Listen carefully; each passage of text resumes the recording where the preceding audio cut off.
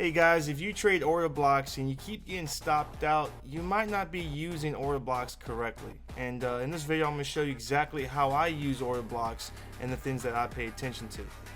So here today, I took two trades, a sell and then a buy. So we're going to go over these executions and how I use order block entries using my A+ model.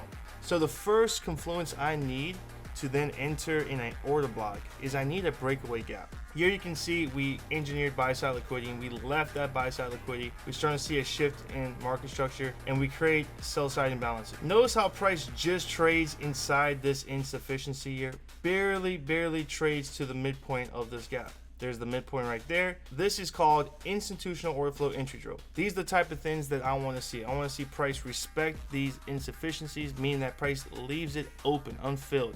We barely trade into it, and then we see that displacement lower.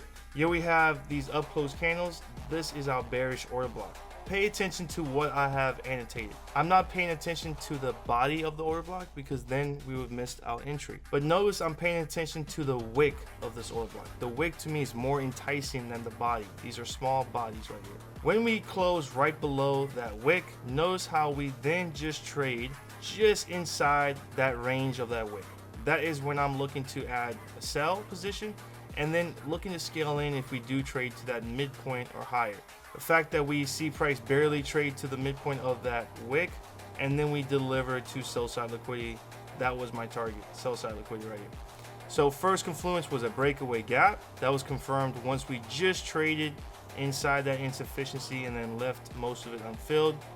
We displaced lower, then I used the wick of that bearish order block. My second execution is the same thing, exact same model, my A+ model. First confluence, breakaway gap. Here we create a buy side imbalance, sell side insufficiency. We then retrace a little bit lower, but never inside that insufficiency to then run above this bullish order block. This down close candle right here is my bullish order block. I'm using the high of the body of this candle for my entry. So the body is more enticing than the wicks. So I'm using the body and the mean threshold as my midpoint to pay attention to these levels. So notice how we just trade into that high of the body. That's my first entry.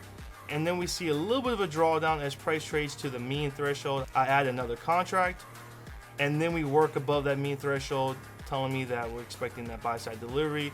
And again, my stops are at the breakaway gaps or below the order blocks.